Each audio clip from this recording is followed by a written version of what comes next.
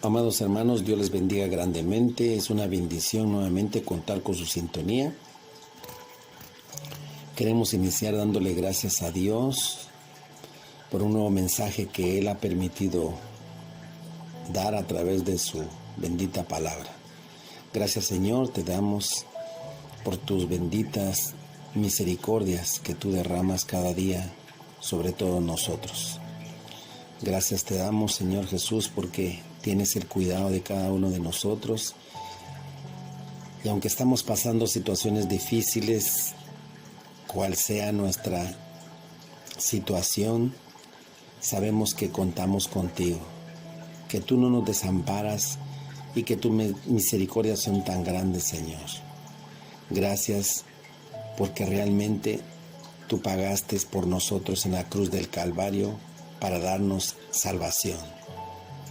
Nosotros dependemos solamente de ti, Señor Jesucristo, y ahora que tú nos hablas a través de tu bendita palabra, queremos nosotros agradecerte, Señor Jesús, cada minuto y cada momento por tus misericordias.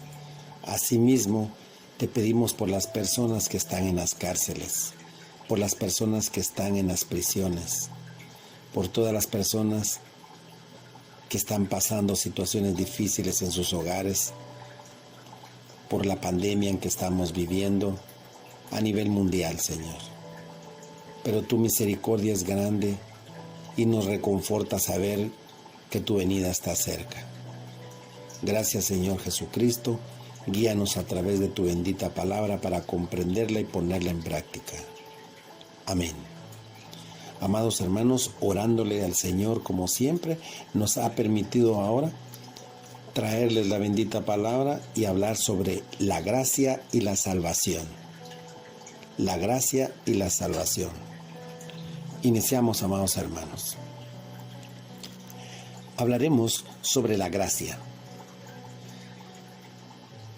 La gracia de Dios es la benevolencia, la pura bondad de un Dios que ama al hombre pecador, que desea su conversión y no su muerte. Es la bondad de un Dios que da gratuitamente, sin exigir nada en compensación. En Romanos capítulo 3, versículo 24, nos habla la palabra, siendo justificados gratuitamente por su gracia. No merecemos nada. Él no nos debe nada y no obstante, Él da. Precisamente en esto consiste la gracia. ¿Cómo recibiremos tal don tan ampliamente ofrecido?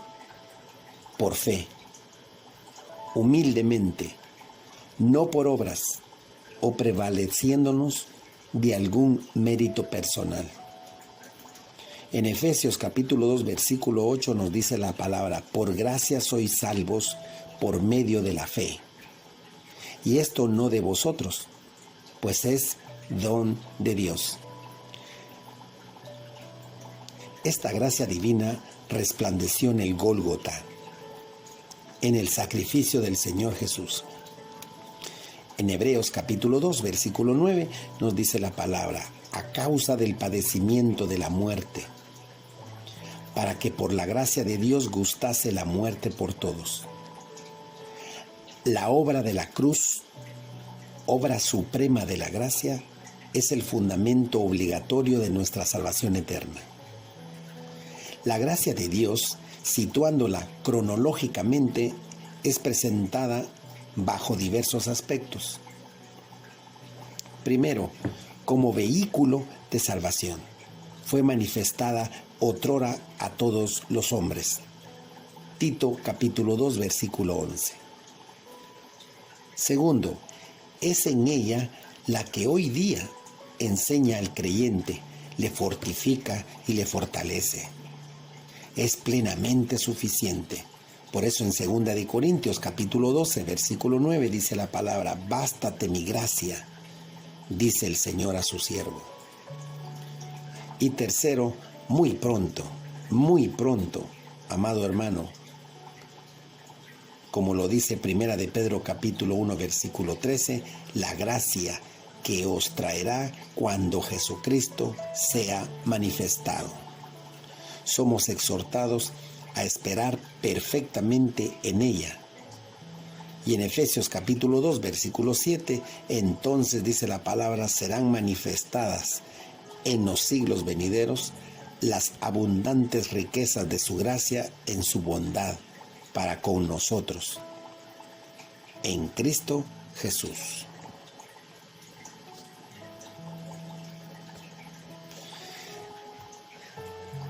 Ahora hablaremos sobre la salvación, salvos por gracia, por medio de la fe, salvos por gracia, por medio de la fe. Efesios capítulo 2, versículo 8. Puede ser que algunos cristianos de estas líneas no sepan ni son verdaderamente salvos.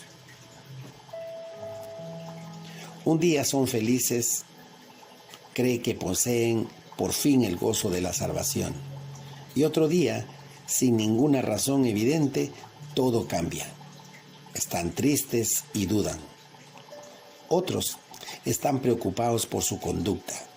Les parece que son hijos de Dios, pero cometen una falta, tienen un momento de mal humor, mienten y la realidad de su conversión les resulta problemática. ¿Qué nos dice la palabra de Dios? ¿Somos salvos cuando gozamos del Señor? ¿O acaso somos hijos de Dios cuando nuestra vida es santa? No. Creyendo en Jesús, Dios nos dio potestad de ser hechos hijos de Dios. Creyendo en Jesús, Dios nos dio potestad de ser hechos hijos de Dios, como lo especifica Juan capítulo 1, versículo 12. ¿En qué condiciones? Por gracia, por medio de la fe. El Señor Jesús se ofreció en sacrificio en la cruz. En Primera de Pedro capítulo 3, versículo 18 dice la palabra, el justo por los injustos, para llevarnos a Dios. He aquí la gracia, he aquí la fe. Cristo atestiguó que Dios es veraz. Juan capítulo 3, versículo 33. Se debe creer lo que Dios dice. Cristo murió por los impíos. Romanos capítulo 5, versículo 6. ¿Soy yo un impío? Si no pienso que sea tal cosa, entonces Cristo no murió por mí. Pero si reconozco mi verdadero estado en la presencia de Dios, basándome en su palabra, sé que Jesús murió por mí.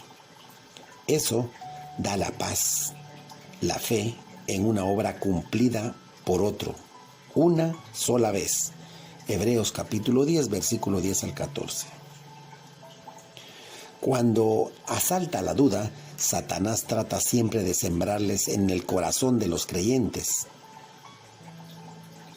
Nos conviene recordar esto. La obra de Dios es una obra perfecta. Deuteronomios capítulo 32, versículo 4.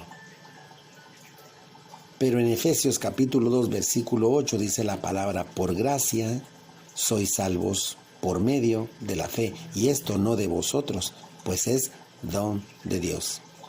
La obra de la salvación no depende de nuestro andar. Ya está hecha. Si la tenemos como don de Dios, la poseemos. ¿La podemos perder? Es la pregunta. Satanás no puede arrebatarnos de las manos del Padre. Juan capítulo 10, versículo 28-29. Sin embargo, no olvidemos una cosa. Pedro y otros también escribió a propósito de personas que se apartaron de las contaminaciones del mundo, mediante el conocimiento del Señor y Salvador Jesucristo, y que otra vez se enredaron en ellas. Por eso en 2 de Pedro capítulo 2, versículo 20-22 dice, vuelve la puerca lavada a revolcarse en el cieno. Precisamente, la puerca nunca se transformó en oveja, solo se lavó exteriormente. Las personas descritas en estos versículos no experimentaron el nuevo nacimiento, ni fe en su nombre, lo cual otorga la potestad de ser hechos hijos de Dios. Una influencia cristiana, un hogar creyente o un conocimiento intelectual grande de la Biblia no dan la salvación. Solo la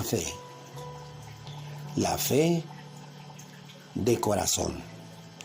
Romanos capítulo 10, versículo 10. En la obra perfecta cumplida en la cruz nos lleva a Dios.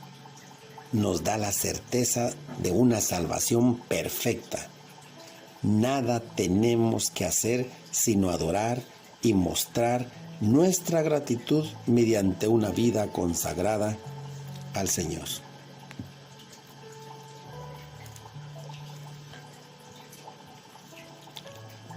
Veremos ahora, después de ir a través de la palabra sobre la gracia y la salvación, en un resumen, veremos ahora la enseñanza que nos muestra el caminar del pueblo de Dios al salir de Egipto hacia la tierra prometida. De Egipto a Canaán. La historia del viaje de Israel de Egipto a Canaán es una cadena de acontecimientos que tenían un significado particular para el pueblo terrenal de Dios. Sin embargo, llevan consigo importantes enseñanzas espirituales para el pueblo celestial que Dios llamó fuera de todas las naciones, en el tiempo actual de la gracia, y que sigue reuniendo. Formando parte de este pueblo celestial por la fe en Jesús, el cristiano debería ser capaz de acordarse en todo tiempo del significado espiritual de esta cadena de acontecimientos, porque el conjunto de sus eslabones presenta un resumen muy claro de la maravillosa y perfecta salvación que el creyente tiene en Cristo, en virtud de los múltiples resultados de su obra en la cruz. Con este fin, a través del Señor nos gustaría esbozar lo más brevemente posible el sentido espiritual de cada una de estas imágenes para poder presentar una visión general. Iniciaremos con Egipto. Dios había elegido a la semilla de Abraham como su pueblo terrenal. Esta semilla vino a Egipto en la persona de Jacob y de toda su descendencia como un pequeño rebaño de 75 personas. Hechos capítulo 7, versículo 14. Aquí nació un pueblo entero de 600,000 hombres, mujeres y niños no incluidos. Éxodo capítulo 12, versículo 37. Todos, sin ninguna excepción, fueron esclavos del faraón, del rey de Egipto, quien reinaba sobre ellos con violencia y les obligaba a cumplir trabajos pesados de una manera dura y cruel. Solo tenía un objetivo: debilitar a los hijos de Israel y mantenerlos en la servidumbre. Éxodo capítulo 1, versículo 3.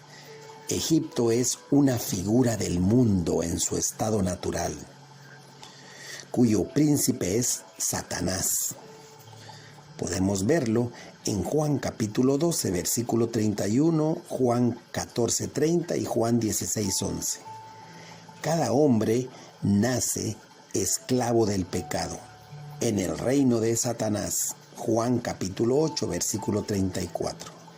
Sirve a los intereses y a los planes de Satanás. Lucas capítulo 4, versículos 5 y 6. El hombre suspira y grita bajo la opresión cruel de aquel que quiere su perdición, pero no puede liberarse él mismo necesita de Cristo.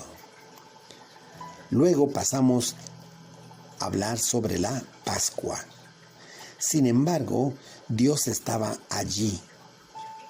Había descendido para librar a sus escogidos de mano de los egipcios. Éxodo capítulo 3, versículo 8. Ya les había mostrado que Él era el verdadero Dios por medio de 9 plagas terribles. Pero el corazón de Faraón se endureció y no dejó ir a Israel. Llegó entonces la última plaga. Cierta noche, un ángel destructor pasó por todo el país y mató a todos los primogénitos de los egipcios. Éxodo capítulo 12. Su estado de pecado había traído el juicio. El juicio también hubiera caído sobre los israelitas si no hubieran inmolado el cordero de la Pascua, por obediencia y por fe, y si no hubieran puesto la sangre en los postes y en los dinteles de las puertas de sus casas. Con este acontecimiento se pasaba una página en la historia de Israel. Era ahora un pueblo liberado del juicio de Dios, y en memoria de esto, cada año los israelitas tenían que celebrar la Pascua y la fiesta de los panes sin levadura. 1. Todo hombre es pecador por naturaleza. Está establecido que muera una sola vez y después de esto el juicio. Hebreos capítulo 9, versículo 27. Así, todo el mundo queda bajo el juicio de Dios. Romanos capítulo 3, versículo 19. Pero Dios no solo es justo y santo. En su amor maravilloso nos dio un sustituto que recibió en la cruz el juicio de Dios por nosotros, Jesús de Nazaret, el Cordero de Dios. Juan capítulo 1, versículo 29. Quien cree en Él no vendrá a condenación, mas ha pasado de muerte a vida. Juan capítulo 5, versículo 24. Y puede decir con certeza, como lo dice Pablo en 1 Corintios capítulo 5, versículo 7, porque nuestra Pascua, que es Cristo, ya fue sacrificada. La Pascua es, pues, una imagen de nuestra liberación del juicio. 2. También podemos considerar la Pascua desde otro punto de vista.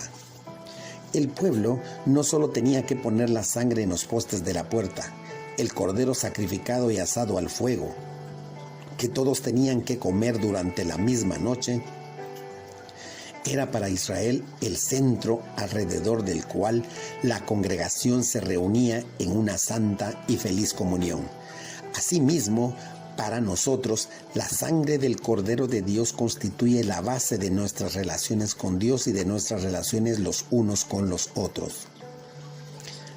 Fuera del perfecto sacrificio expiatorio de Cristo, no pueden existir ni la comunión con Dios ni la comunión con la Iglesia de Dios.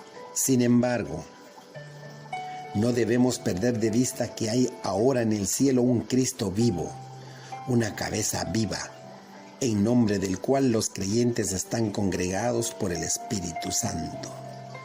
3. Para Israel, la fiesta de los panes sin levadura, que duraba 7 días, venía inmediatamente después de la Pascua anual. Asimismo, para el pueblo celestial de Dios, el recuerdo constantemente renovado de su maravillosa liberación debe ser vinculado con una vida eterna, entera, sin levadura, separada de toda clase de mal. Luego entramos a ver el Mar Rojo. El pueblo no solo tenía que ser librado del juicio, sino también de Egipto, del poder de Faraón y de la esclavitud para servir a Dios en el desierto. Éxodo capítulo 7, versículo 16. La noche en la cual los israelitas sacrificaron y comieron la Pascua fue cuando se levantaron y se dirigieron hacia el Mar Rojo. Allí Moisés les dijo: estad firmes y ved la salvación. Jehová peleará por vosotros y vosotros estaréis tranquilos. Éxodo capítulo 14, versículo 13 y 14.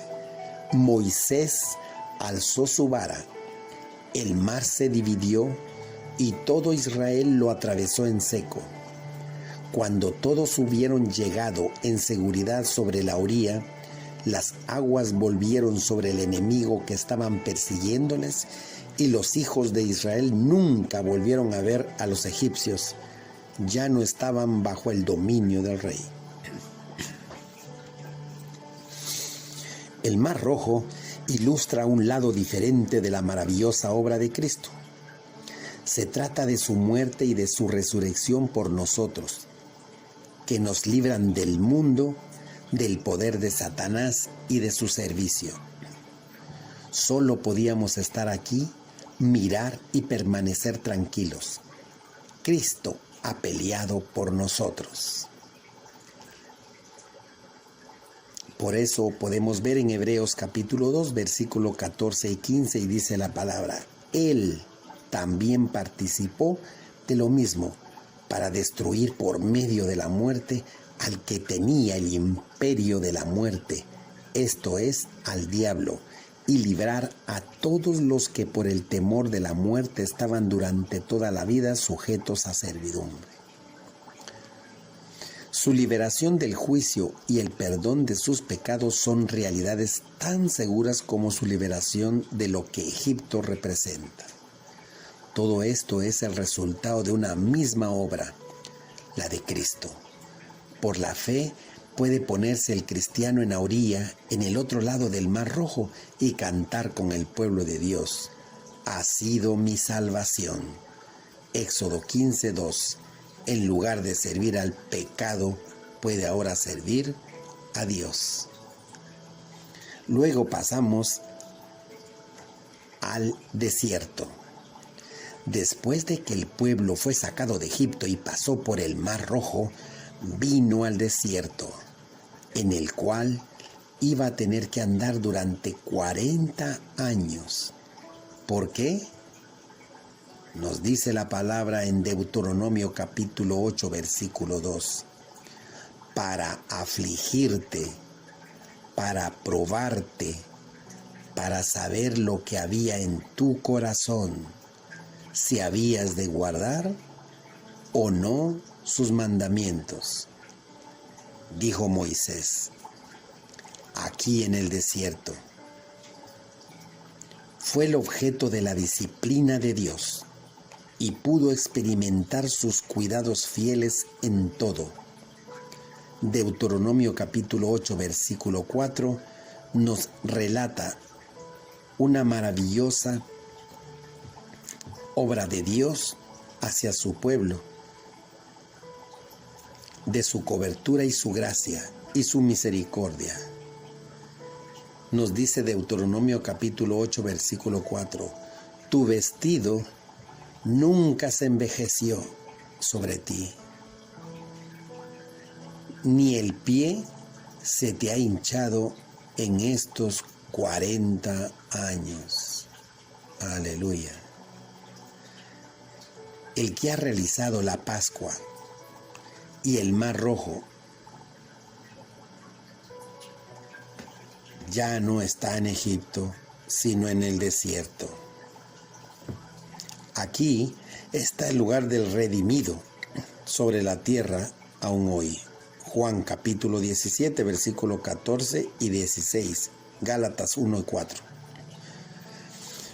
Por la cruz de Cristo y por lo que concierne a las necesidades de su alma, está cortado de todos los recursos que puede ofrecer el sistema del mundo del cual Satanás es el príncipe. Pero, en cambio, tiene un amplio acceso a los recursos celestiales en Cristo. El creyente en Jesús debe realizar este principio y mantenerse en la dependencia del Señor, incluso para sus necesidades terrenales. Así no le faltará nada. Deuteronomio capítulo 2, versículo 7 y el Salmo 23.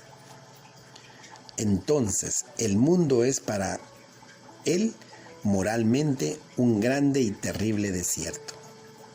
Deuteronomio capítulo 1, versículo 19. Le rodea las tentaciones continuas que manifiestan si su corazón está dirigido únicamente hacia Dios, si depende de Él en todo y le obedece. De la misma manera, las cosas visibles, su cuerpo con sus necesidades, su trabajo en el mundo, son unos medios en la mano de Dios para formar al cristiano. Luego pasamos al maná. El alimento de Egipto había mantenido a los israelitas en esclavitud.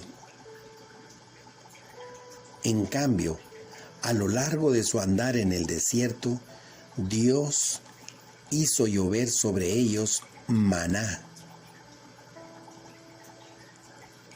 Este alimento que les afirmaba para el servicio de Dios.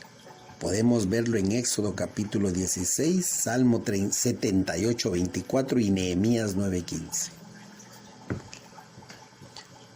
Nos dice la palabra que cada día tenían que recoger cada uno según lo que había de comer.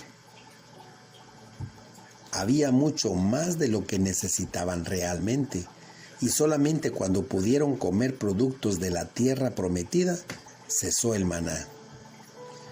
Quiere decir que en el andar en el desierto, durante los 40 años, Dios los sustentó con maná.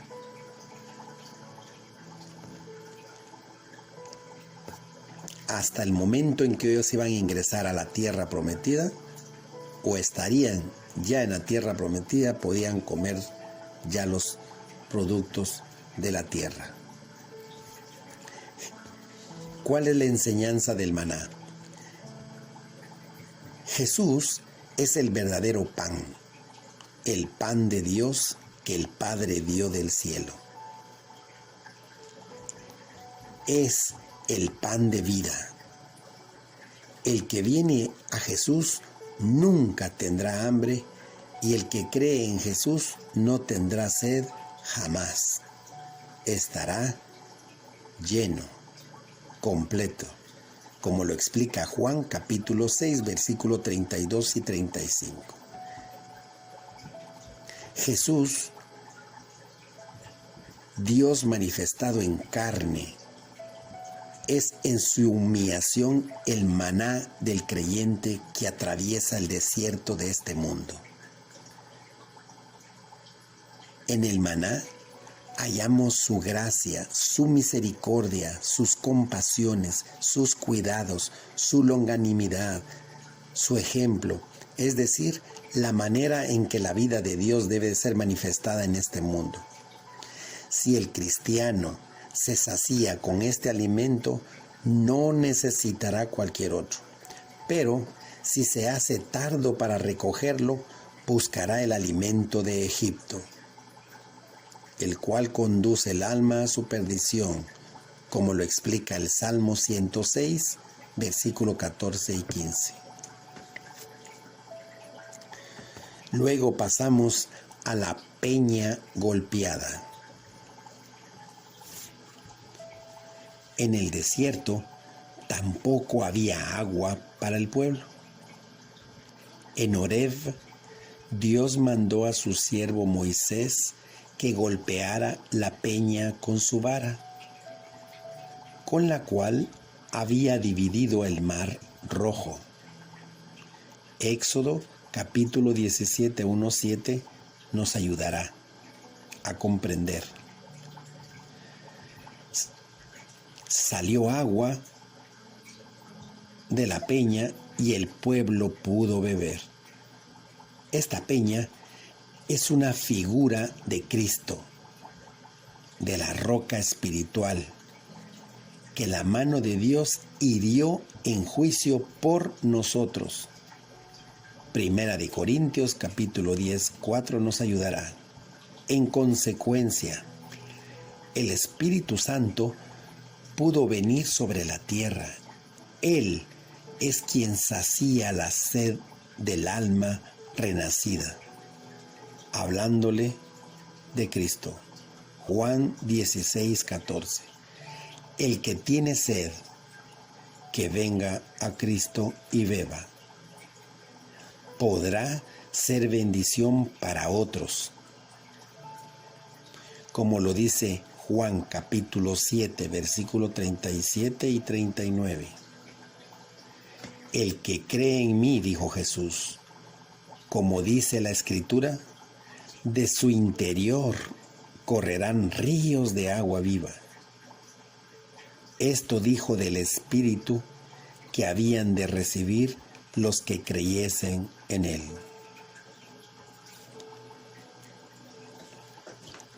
Pasamos ahora al tabernáculo. En Éxodo y en el libro de Levíticos, las ordenanzas divinas que conciernen a la construcción del tabernáculo, lugar en el cual Dios quería morar en medio de su pueblo, ocupan un gran lugar. Así es también para las ordenanzas sobre el sacerdocio, el servicio de los levitas, los sacrificios y todas las disposiciones establecidas por la gracia de Dios para guardar a su pueblo en relación con él y con su casa durante toda la travesía del desierto. Cuando fue construida e inaugurada la morada de Dios en el desierto, todo el servicio religioso y toda la vida del pueblo estaban ligados a ella. Asimismo, hoy, la casa en la cual Dios mora, constituida por piedras vivas. Primera de Pedro 2:5 nos dice, es decir, por creyentes que tienen la vida de Dios. Estas son las piedras vivas, los creyentes que tienen la vida de Dios.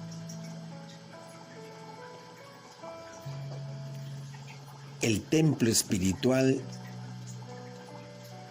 está construida por piedras vivas, que son los creyentes que tienen la vida de Dios. Y el orden que ha de reinar en ella, en esta casa celestial, ocupa un lugar muy importante en los libros del Nuevo Testamento. Ciertamente, las relaciones personales de cada creyente con Dios y con Cristo son de suma importancia. Pero toda la vida del pueblo celestial de Dios debe estar en relación con la morada actual de Dios sobre la tierra. Si no fuese así, nuestro servicio religioso no correspondería a los pensamientos de Dios y seríamos privados de muchas bendiciones y dones de la gracia de Dios. Luego pasamos a la nube. Desde el día en que la morada de Dios fue edificada, o sea, el tabernáculo, siguiendo precisamente sus ordenanzas, la nube de la presencia de Dios cubrió el tabernáculo de la tienda del testimonio. Lo podemos ver en Números capítulo 9, versículo 15 al 23. Para el pueblo era una protección, una luz y una guía infalible. Éxodo capítulo 14, versículo del 19 al 20.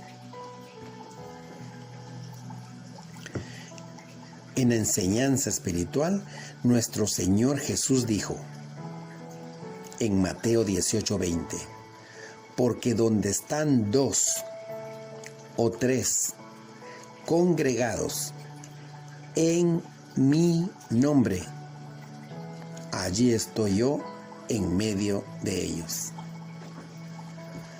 Dicho de otra manera, si 2 o 3 creyentes se reúnen según la palabra del Señor en cuanto a su casa y al orden que ha de reinar en ella y mantienen una vida práctica en armonía con el nombre del Señor, allí está Él, en medio de ellos.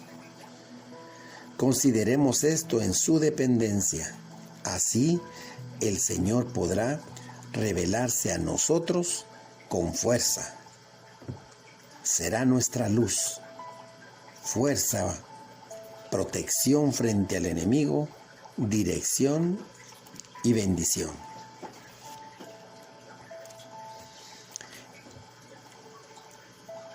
En el viaje de Egipto a Canaán llegamos al Jordán. Este río representaba para Israel una barrera que obstaculizaba su entrada en la tierra prometida. Cuando el pueblo llegó a este río, ni el faraón ni su ejército les perseguía como durante la travesía del Mar Rojo, pero tenían tras de sí las tristes experiencias de las manifestaciones de la carne en el desierto. Cuando los sacerdotes que llevaban el arca del pacto delante del pueblo hubieron puesto sus pies a la orilla del agua, las aguas se dividieron para que el pueblo pudiera pasar. Lo podemos ver en Josué capítulo 3.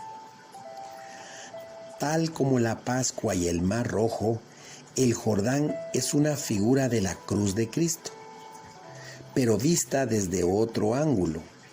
De manera muy especial, el Jordán representa la muerte en cuanto a lo que somos en nuestro antiguo estado, y una imagen de la muerte como punto de partida de un nuevo estado en el poder de la vida en Cristo, con quien somos resucitados.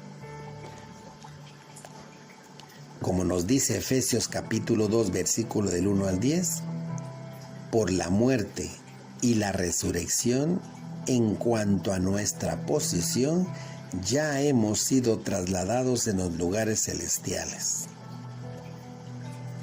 12 piedras en el país del otro lado del Jordán, 12 piedras en medio del Jordán. ¿Qué significa esto? 12 hombres del pueblo de Israel debían tomar 12 piedras del medio del Jordán, donde estaban firmes los pies de los sacerdotes. 12, conforme al número de las tribus de los hijos de Israel. Luego, estos hombres tuvieron que levantarlas en el lugar donde acampaban. Josué levantó 12 piedras en medio del Jordán.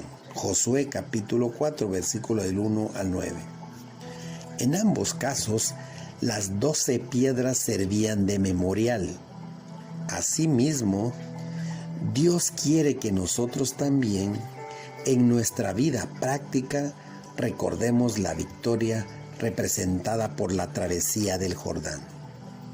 Por la fe, el creyente puede realizar la verdad siguiente: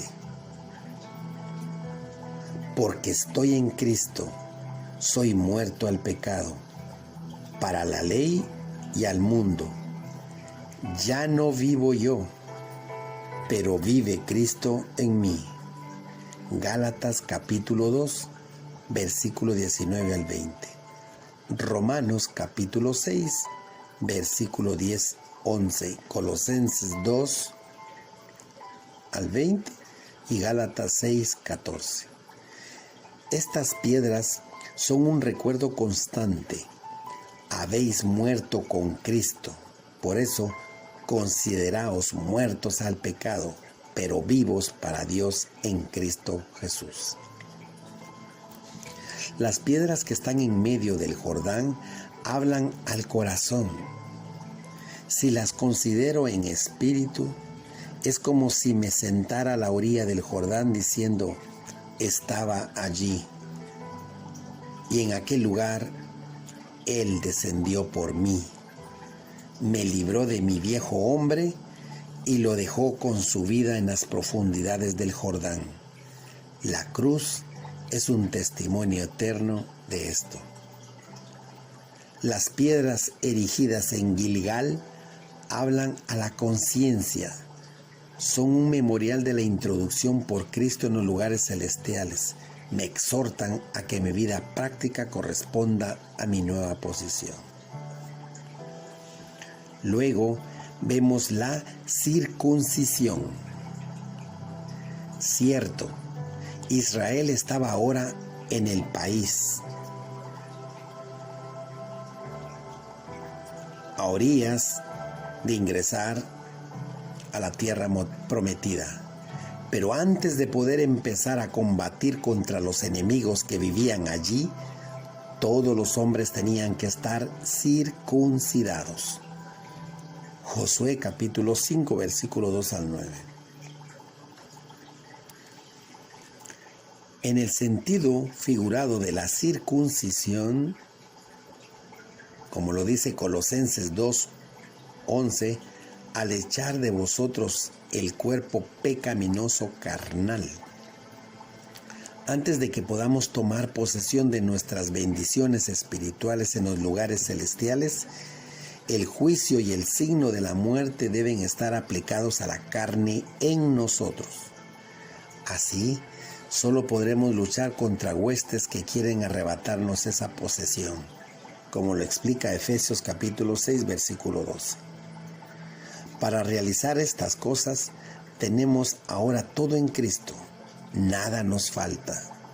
En Él, dice el apóstol Pablo, habita corporalmente toda la plenitud de la deidad y vosotros estáis completos en Él.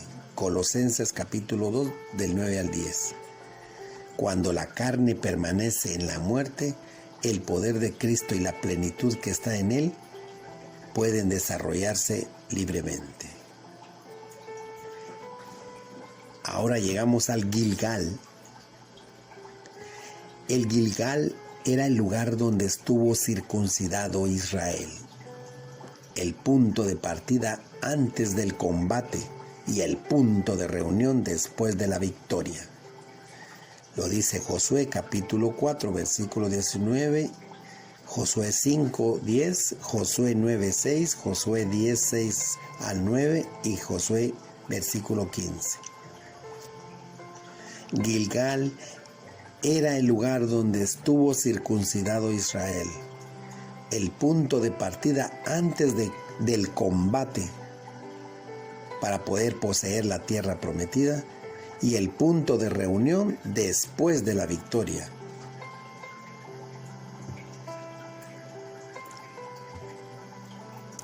No basta conocer las verdades que representa la circuncisión.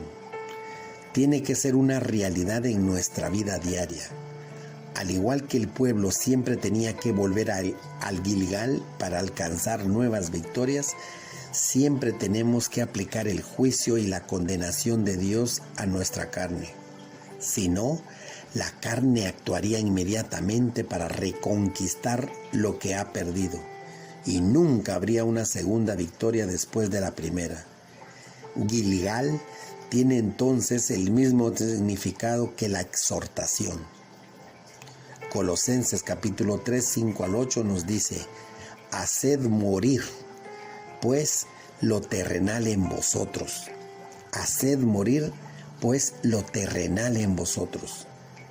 Fornicación, impurezas, pasiones desordenadas, malos deseos y avaricia, que es idolatría. Luego llegamos a la tierra prometida.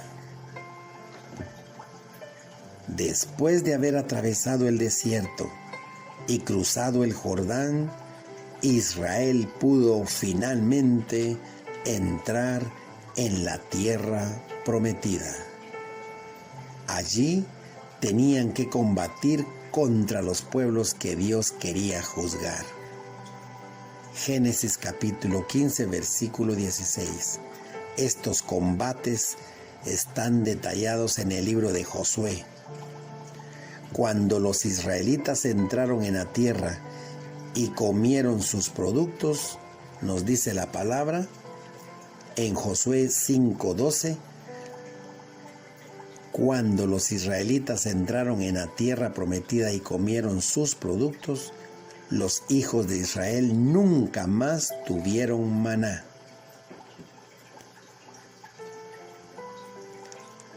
ellos habían salido victoriosos, ahora podían disfrutar de la tierra donde fluye leche y miel.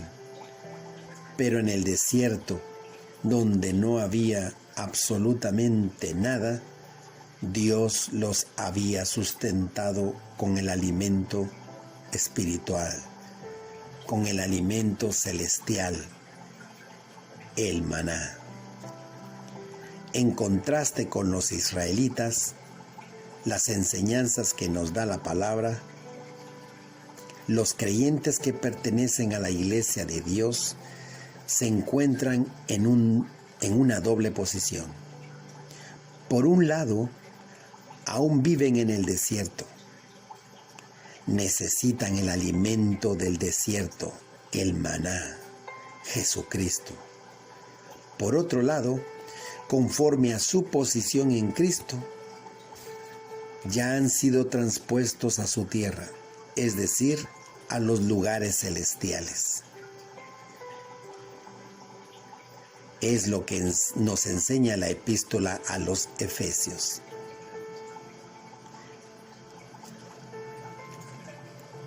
Podemos y tenemos que estar ahí por la fe y en espíritu, comer espigas nuevas tostadas, como lo dice Josué 5 del 11 y 12, lo que significa nutrirnos de Cristo, que sufrió el juicio de Dios y que ahora es resucitado y glorificado. Podemos contemplarlo en el cielo y así ser transformados en la misma imagen de Él. Segunda de Corintios capítulo 3, 18. Contrariamente a los de la tierra de Canaán, los enemigos que quieren impedir que tomemos posesión de las bendiciones espirituales en los lugares celestiales no tienen sangre ni carne. Son huestes espirituales de maldad, poderes demoníacos contra los cuales solo podemos resistir con la armadura espiritual de Dios. Efesios capítulo 6, versículo 10 al 20. Cada cristiano debería de todo corazón procurar entrar profundamente en la comprensión de todas estas verdades y conformar su vida con ellas.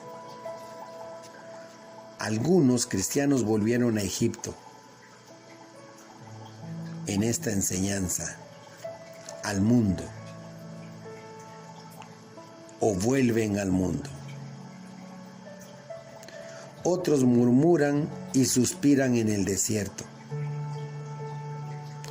Otros aún no han cruzado prácticamente el Jordán y no han venido a Gilgal.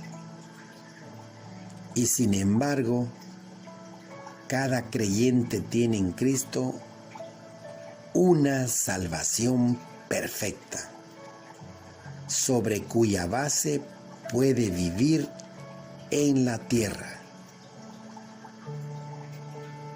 Y en Primera de Tesalonicenses 2:12 nos dice la palabra del Señor: busquemos la gracia para andar como es digno de Dios, que nos llamó a su reino y gloria. Busquemos la gracia para andar como es digno de Dios, que nos llamó a su reino y gloria. Amén. Amados hermanos, que Dios les bendiga grandemente y les derrame muchas bendiciones y los tenga en sanidad. A ustedes, a sus familias, y que Dios les llene de mucha bendición y que los prospere. Y que esa prosperidad espiritual nosotros podamos ser llenos del Espíritu Santo y se regocije nuestro corazón, y que en estos momentos que estamos pasando por el desierto, estemos seguros estemos confiados y sepamos que tenemos un Dios todopoderoso, que tenemos un Dios como no hay ninguno, tan grande como nuestro Dios todopoderoso, creador del cielo y de todo lo que existe en la tierra, y que Él nunca nos va a desamparar. Y como su Hijo, nuestro Señor Jesucristo, nos promete en la bendita palabra exclamada por Él, que nunca nos va a desamparar y estará con nosotros hasta el fin del mundo. Si Dios así lo permite, estaremos compartiendo de nuevo en un nuevo mensaje. Que Dios les bendiga grandemente. Amén.